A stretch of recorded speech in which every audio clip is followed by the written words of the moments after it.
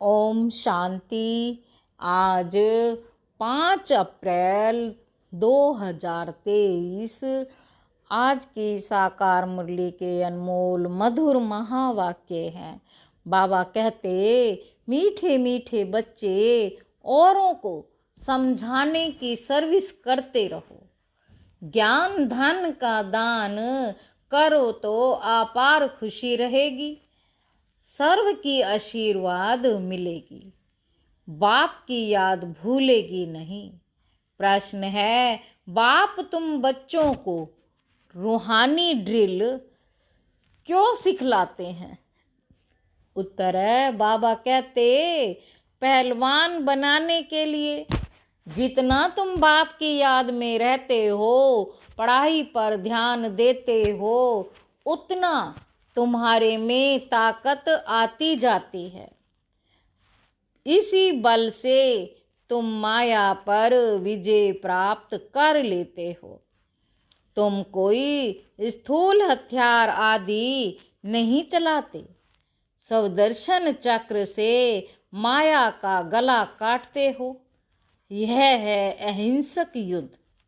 गीत है, बचपन के दिन भुला न देना। ओम शांति। बच्चे इस गीत का अर्थ समझते होंगे। बाबा कहते, बच्चे इस गीत का अर्थ समझते होंगे। बाप करण करावण हार है ना। तो ऐसे ऐसे गीत भी बाबा ने बच्चों के लिए बनवाए हैं। बाबा ने बच्चों के लिए बनवाए हैं। बाप बच्चों को कहते हैं कि बेहद के माता पिता के बच्चे बनकर फिर भुला न देना। बेहद के माता पिता के बच्चे बनकर फिर भुला न देना। यह याद लंबी है, याद करते ही रहना है। जब माता पिता कहते हैं तो पिता को जरूर याद करना है। माता पिता की याद तो पहले होती है, फिर वर्षे के लिए बाप को ही याद रखनी पड़ती है। लिखा हुआ भी है, डीटी सॉवरेंटी तुम्हारा ईश्वरीय जन्म सिद्ध अधिकार है।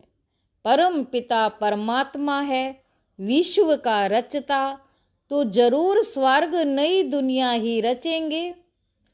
परम पिता परमात्मा है, विश्व का रचता, तो जरूर स्वर्ग नई दुनिया ही रचेंगे। बाप कभी ऐसे नहीं कहेंगे कि हम पुराना घर बनाते हैं, हमेशा नया घर ही बनाते हैं। हम पुराना घर बनाते हैं, हमेशा नया घर ही बनाते हैं। पुराना बनाने का अक्षर कभी नहीं निकलता। बेहद का बाप भी नई दुनिया ही रचते हैं। अब बच्चे जानते हैं, हम माता पिता से वर्षा पाने श्रीमत पर चल रहे हैं। यह है बुद्धि की यात्रा। वह जिस्मानी यात्राएं तो जन्म जन्मांतर करते आते हैं और घड़ी घड़ी करते रहते हैं।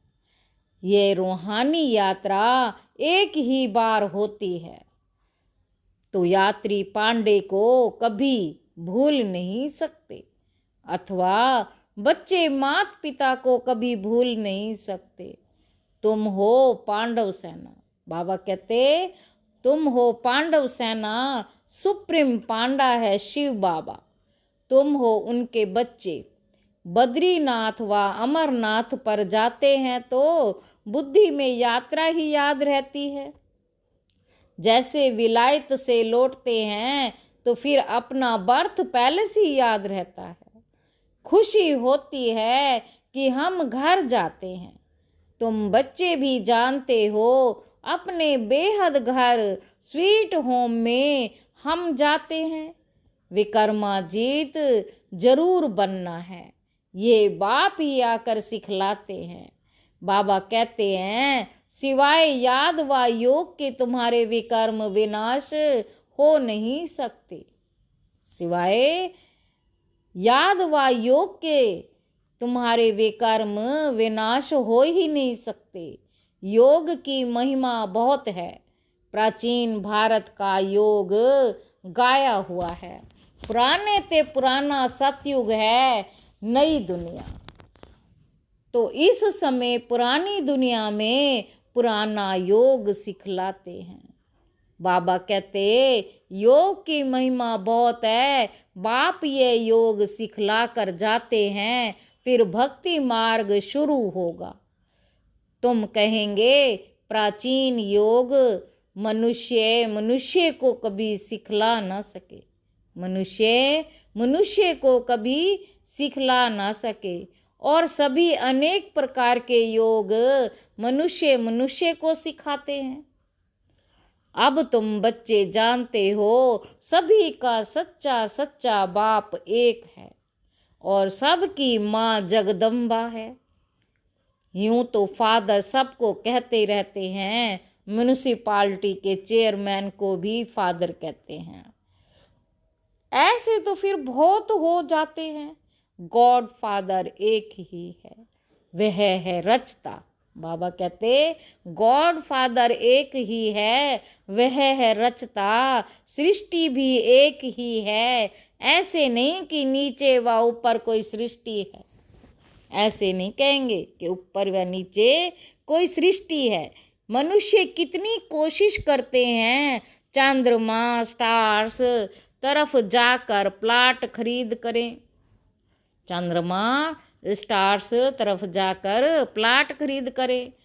अब जब अति में जाते हैं तो फिर विनाश हो जाता है, भल कितना भी माथा मारे।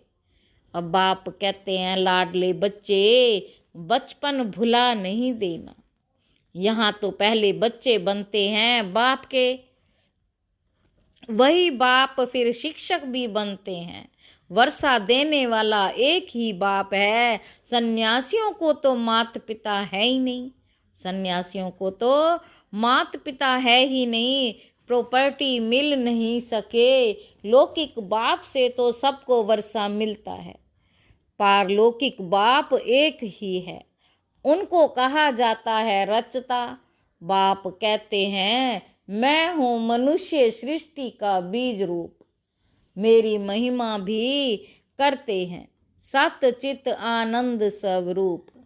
यह तो समझते हो बाप की महिमा बिल्कुल अलग है और कोई की वो महिमा कर नहीं सकते। विश्व के मालिक लक्ष्मी नारायण की महिमा बिल्कुल अलग है, उनकी महिमा गाते हैं सर्वगुण संपन्न।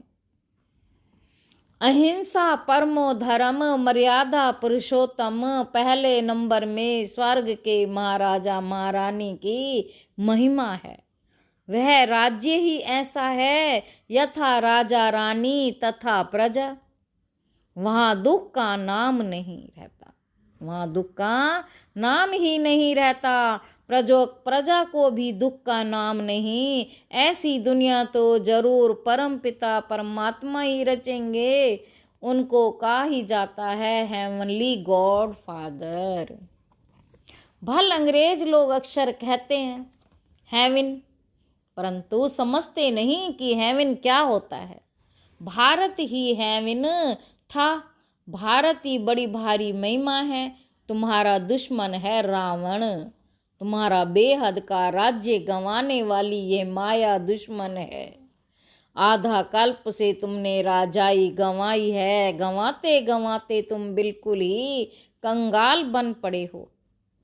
फिर तुमको ही हीरो हीरोइन कहेंगे, एक हीरो हीरोइन फिर उनकी वंशावली, तुम सभी हीरो हीरोइन बनते हो, अर्थात सारे विश्व पर तुम विजय प्राप्त करते हो। तुम इस समय हीरो हीरोइन का पार्ट बजा रहे हो। सारे विश्व में बाप तुमको हीरो हीरोइन का टाइटल दिलवा रहे हैं। तुम हो शिव शक्ति सेना। तुम जानते हो हम योग बल से स्वर्ग बनाते हैं, फिर स्वर्ग में हम राज्य करेंगे। परंतु माया ऐसी है जो भुला देती है। जैसे सेकंड में जीवन मुक्ति मिलती है तो माया भी फिर सेकंड में भुला देती है। बाबा कहते जीवन मुक्ति को फारकती दे सेकंड में मर जाते हैं। बाप तो समझाते रहते हैं, बच्चे जीवन की मुसाफरी लंबी है। बाबा क्या कह रहे हैं, बच्चे जीवन की मुसाफरी लंबी है, बरोबर बाप को याद करना है तो अंत मति सो गति हो जाएगी। जिस माता पिता से बेहद का वर्षा मिलता है, उनसे अगर मुंह मोड़ा फिर उस तरफ चले जाते हैं। बच्चों ने लखनऊ में भूल भुलैया देखा होगा, लखनऊ में भूल भुलैया देखा होगा। अंदर जाने से मनुष्य मूंझ जाते हैं। ये भी ऐसे हैं, बाप और बाप का घर भूल जाने से धक्के खाते माथा टेकते रहते थे। रास्ता दिखाने वाला तो ऊपर खड़ा है। बाबा कहते, तुम अब माया पर जीत पाने का पुरुषार्थ कर रहे हो, श्रीमत पर। ऐसे नहीं आज माता पिता कहे कल फिर उनको भुला दो। यहाँ तो संग तोड़ एक साथ जोड़ना है। भक्ति मार्ग में गाते भी हैं, बलिहार जाऊं वारी जाऊं, नाम लेते हैं श्री कृष्ण का। वास्तव में श्री कृष्ण की बात है ही नहीं, ये है ही रुद्र ज्ञान यज्ञ। रुद्र शिव को कहा जाता है। इतनी छोटी सी बात भी मनुष्य समझते ही नहीं। बाबा ने गीता बहुत पढ़ी है, परंतु पहले कुछ भी समझते ही नहीं थे, अभी समझते हैं। उसमें तो भगवानों वाच लिखा हुआ है, इस रुद्र ज्ञान यज्ञ से विनाश ज्वाला प्रज्वलित होती है। रुद्र ज्ञान यज्ञ को फिर कृष्ण यज्ञ कह देते हैं। रुद्र श्री कृष्ण का अवतार है, ऐसे कह बात उड़ा देते हैं। अब बाप कहते, मैं तुमको राजयोग सिखाता हूँ तो जरूर नई सृष्टि चाहिए राज्य करने के लिए। दीपमाला पर लक्ष्मी का आह्वान करते हैं तो कितना सफाई आदि करते हैं। वह है भक्ति मार्ग का रस्म रिवाज। यहाँ तो तुम मनुष्य से देवता बनते हो तो जरूर बिल्कुल नई सृष्टि चाहिए। इसके लिए ही पुरानी दुनिया का विनाश होता है। गीता में बिल्कुल क्लियर है, रुद्र ज्ञान यज्ञ से विनाश ज्वाला प्रज्वलित हुई। बाप है ही बेहद की सृष्टि रचने वाला। कहते हैं, बच्चों मुझ बाप को भूल नहीं जाना। आज हंसते कल बाप को भूले तो खत्म। फिर इतना रोना पड़ेगा जो कभी नहीं रोया होगा। बादशाही गंवा बैठते हैं, बड़ा घाटा पड़ जाएगा। घाटे वाले मनुष्य की शक्ल पीली हो जाती है। तो बाप कहते हैं, पारलौकिक बाप और वर्षे को भुला नहीं देना, दोनों भुला नहीं देना। औरों को समझाने की सर्विस करते रहो, सर्विस में बिजी रहने से फिर भूलेंगे नहीं। धन दिए धन ना खुटे, जितना दान करेंगे उतना खुशी का पारा चढ़ेगा। बाबा कहते, जितना दान करेंगे उतना खुशी का पारा चढ़ेगा। औरों की आशीर्वाद तुम्हारे सिर पर होगी। कहेंगे, ऐसे पांडे पर तो बलिहार जाऊं जिसने स्वर्ग का रास्ता बताया। यहाँ प्रैक्टिकल में बाप का शुक्रिया माना जाता है। बाप कहते, बेहद की शांति सदा काल के लिए देने वाला तो मैं ही हूँ। मैं तुमको ऐसे कर्म सिखलाता हूँ जो कभी दुख अशांति हो नहीं सकती। कर्मों की गति बड़ी गहन है। बाप कहते हैं, मैं तुमको कर्म अकर्म वे कर्म का राज समझाता हूँ। सतयुग में कर्म वे कर्म होता नहीं, कर्म अकर्म होता है, क्योंकि वहाँ माया है ही नहीं। अभी तो माया का राज्य है, इसलिए कर्म वे कर्म बन जाता है। अभी तुम ड्रिल सीख रहे हो और पहलवान बन रहे हो। यह पढ़ाई तो अंत तक पढ़नी है। जितना पढ़ेंगे उतनी ताकत मिलेगी। वृद्धि को पाते रहेंगे। हर एक मठ पंथ का पहले एक आता है, फिर वृद्धि होती जाती है। आजकल तो दुनिया में अंधश्रद्धा बहुत है। यहाँ तो पढ़ाई है, इसमें अंधश्रद्धा की कोई बात ही नहीं।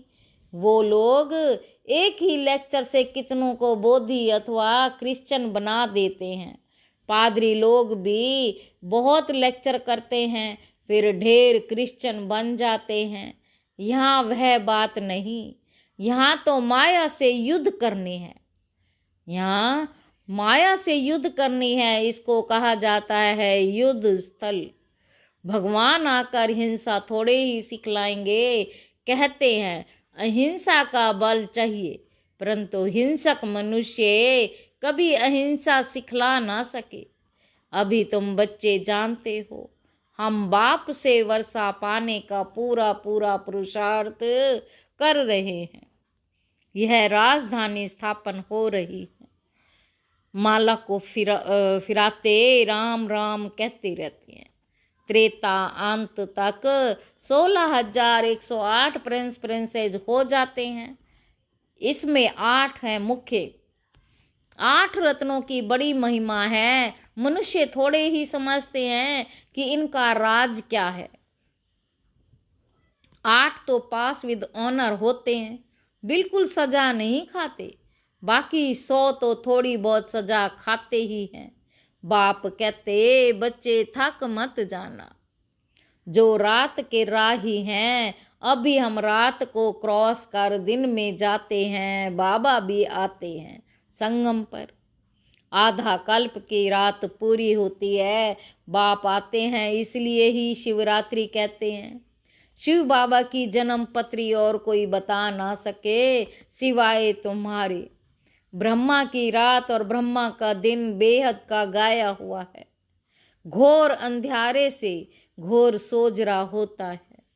बाप आते हैं अंत में, जबकि रात पूरी हो दिन आता है। तो ब्रह्मा की बेहद की रात, ये समझ की बातें हैं। बाबा खुद कहते हैं मैं साधारण तन में प्रवेश करता हूँ, ये अपने जन्मों को नहीं जानता, मैं बतलाता हूँ। ब्रह्मा और बीके के इतने जन्म हुए, इन सब बातों को कल्प पहले वाले ही समझेंगे। हम अभी बाप को जानने से आस्तिक बने हैं, बाप से वर्षा लेते हैं। आत्माओं का बाप एक है। बाबा कहते आत्माओं का बाप एक है। ब्रह्मा भी शिव बाबा का बच्चा है। एडॉप्ट करते हैं ना। खुद कहते हैं मैं इनमें प्रवेश करता हूँ और कोई यह बातें कर ना सके। बाप कहते हैं लाडले बच्चे, बाप को कभी भूलना नहीं। भूले तो स्वर्ग का वर्षा गंवा देंगे, फिर रोना पड़ेगा। कल्प कल्प की बाजी हो जाती है। कल्प कल्प ऐसा करते रहेंगे। अच्छा, मीठे मीठे सिक्की लधे बच्चों प्रति माता पिता बाप दादा का याद प्यार और गुड मॉर्निंग। रूहानी बाप की रूहानी बच्चों को नमस्ते। हम रूहानी बच्चों की रूहानी बाप दादा को याद प्यार और नमस्ते बाबा, नमस्ते, शुक्रिया बाबा, शुक्रिया। धारणा के लिए मुख्य सार है जीवन की लंबी मुसाफरी में थकना नहीं है। जीवन की लंबी मुसाफरी में थकना नहीं है। माता पिता से कभी भी मुंह नहीं मोड़ना है और संग तोड़ एक बाप पर पूरा बलिहार जाना है। दूसरा पॉइंट है स्वीट होम में जाने के पहले विकर्मा जीत जरूर बनना है। श्रीमत पर बुद्धि की यात्रा करते रहना है। आज के मुरली से वरदान है साथ रहेंगे साथ जिएंगे।